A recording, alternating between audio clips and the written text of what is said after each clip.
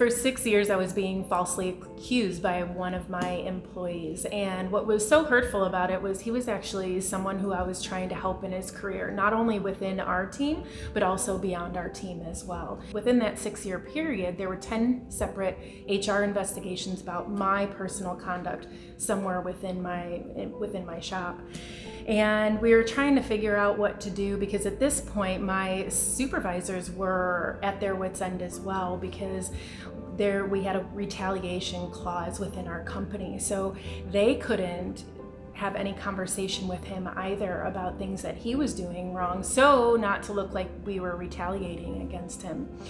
So finally, after 6 years, I had a new supervisor come on staff, and he was with us for about 8 months and had been part of two of the investigations.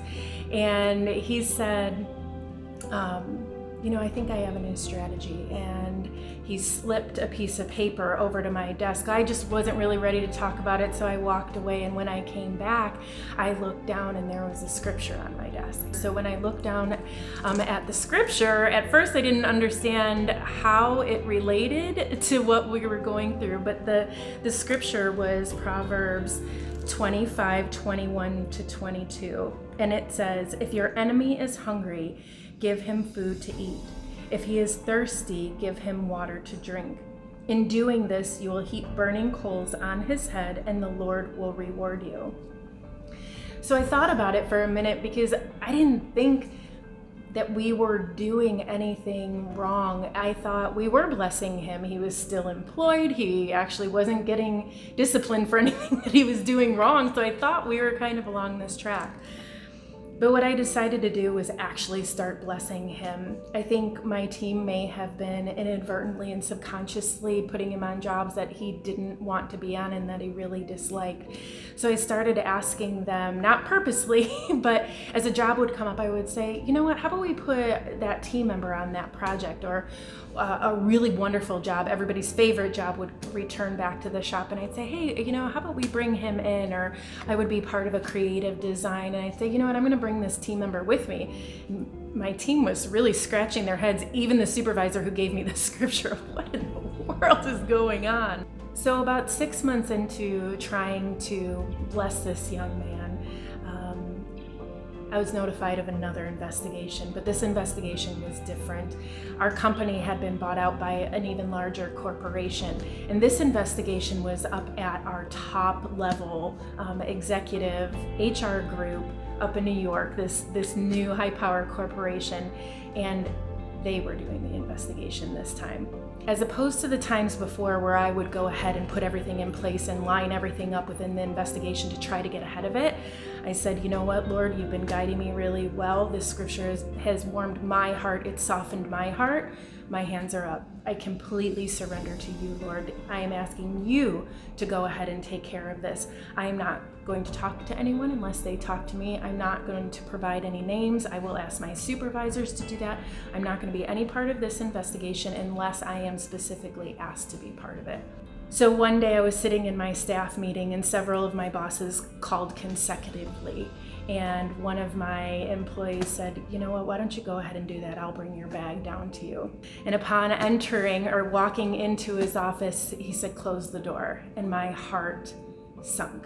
That entire walk, I was prepared to be fired. I was really prepared to be fired, because though I wasn't going ahead of the investigation, a lot of information was being fed to me. So I was hearing a lot of things. All of my skeletons from the past 12 years of my career were coming out. Anything that I had done wrong, the smallest misstep, was being asked about. I really was walking into the office at full surrender, knowing that even if I was about to lose my job, the Lord was going to take care of me wherever I was going. So I sat down at my boss's desk, and he started walking through the investigation with me, everything, painstakingly walking through the investigation. And as I sat there listening, I just nodded my head, knowing that this was going to be the end.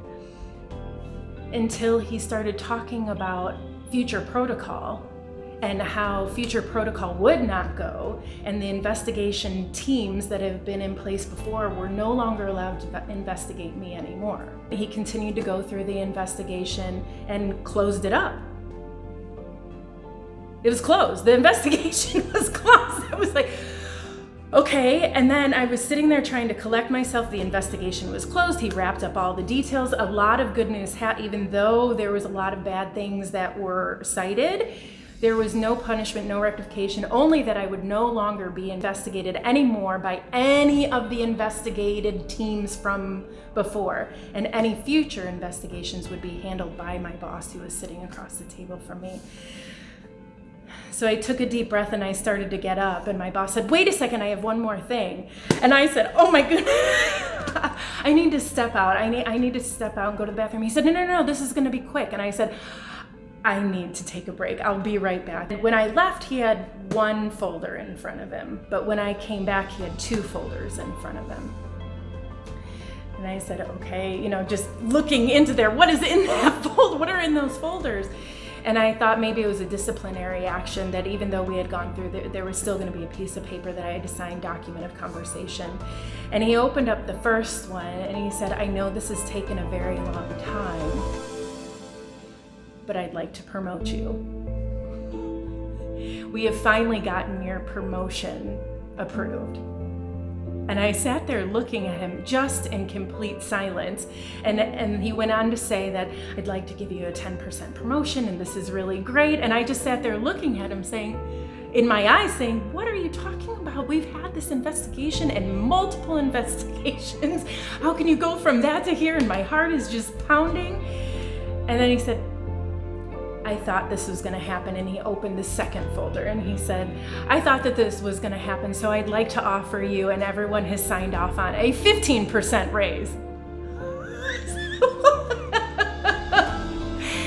Only God can do something like that. And it is absolute proof that all those times before that the Lord was trying to take care of a long time ago, 6.5 years of investigations from the same person over and over and over again, is just like the enemy trying to accuse you all the time of wrongs that are right.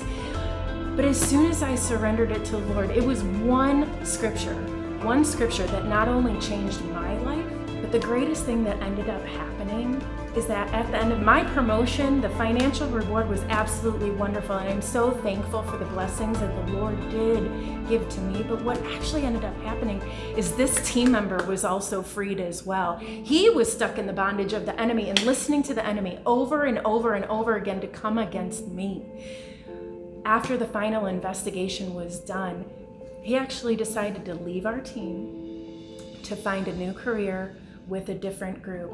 We ended up finding out that this entire time he was suffering from infertility with his family, and he wanted to have kids so badly. Once he freed himself also from the bondage, unfortunately he and his wife weren't able to conceive, but they did decide to adopt. So the blessings just continued to go, not only with my promotion, my reward at work, his freedom that he received at work, that he was no longer stuck.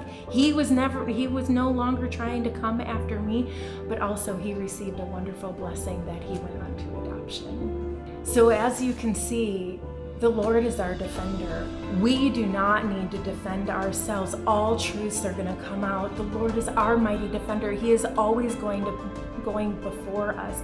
He is the perfect plan. Our plan is not the perfect plan, even though we want it to be, and even though we have set our course, his course is the best course, and he is our mighty defender, and he will always make sure that all things happen for his good.